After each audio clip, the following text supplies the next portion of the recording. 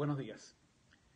Mucha gente se pregunta, y con toda razón, ¿por qué si el Estado chavista es absolutamente inviable, por qué continúa en el poder? ¿Qué pasa? Que no se producen las situaciones o los hechos que permitan sacarlos del poder antes de que ellos prácticamente terminen con lo poco que queda de la República de Venezuela. En otras oportunidades hemos analizado el papel colaboracionista, diligente que ha tenido la falsa oposición en estos prácticamente 20 años de chavismo. Pero hay otros factores que son inherentes a la propia dinámica del chavismo que explican por qué ellos continúan tratando de mantenerse en una situación que es absolutamente inviable, que inclusive ellos mismos tienen que aceptar, reconocer, admitir en privado. Otros tantos chavistas se han tenido que desprender y han tenido que sufrir las consecuencias de esos desprendimientos porque hay una realidad material y la realidad material está por encima de lo que diga Maduro, por encima de lo que diga Padrino López, por encima de lo que diga el alto mando militar. Ellos se pueden empeñar en repetir 100 veces, 1000 veces que Venezuela va a resurgir de un milagro madurista, chavista, pero no pueden ocultar la realidad. La realidad es la de un país que se queda sin territorio. La realidad es la de una fuerza armada que está dirigida por mafias corruptas que abren sus fronteras a los paramilitares, al narcotráfico, a la guerrilla colombiana. Una fuerza armada que tiene diferentes instancias de corrupción, desde los que están más arriba, a nivel del alto mando militar, negociando, saqueando todo lo que pueden, pero baja, se reproduce en toda la estructura militar hasta llegar a los oficiales o los soldados en las alcabalas que cobran simplemente, buscan la manera pues de conseguir sobornos, argumentando que es por la situación económica por la cual están atravesando ellos y sus familias. Estamos hablando de un Estado que no tiene una moneda, que el gobierno ha tenido que imprimir papel sin ningún tipo de valor, un papel que, está totalmente devaluado, una economía y una moneda que no tiene respaldo de ningún tipo de dinámica económica importante. No hay petróleo, no se está produciendo porque la industria petrolera ha sido prácticamente desmantelada. Estamos hablando de un Estado que carece de instituciones para funcionar como tal Estado, donde no hay justicia, donde no hay ningún tipo de mecanismo que permita resolver democráticamente ninguno de los conflictos. Por eso hemos llegado al punto en que la dinámica apunta a que la salida debe ser por la fuerza y debe ser necesariamente militar, bien sea por una intervención internacional o por un desmembramiento pues, de las propias Fuerzas Armadas. Estamos hablando de un régimen que no tiene apoyo popular.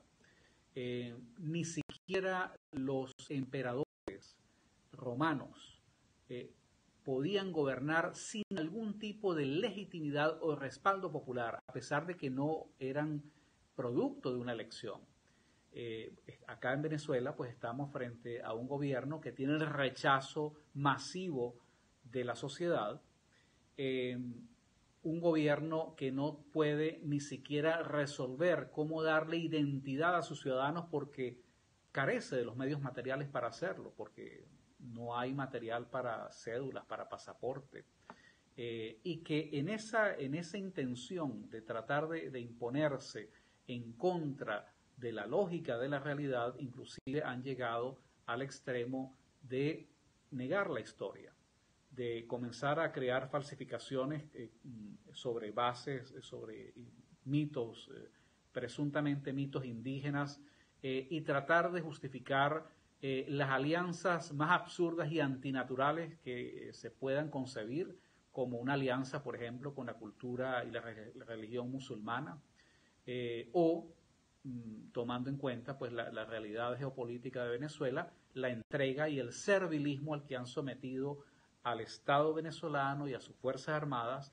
convertidos prácticamente en un Estado servil del gobierno cubano.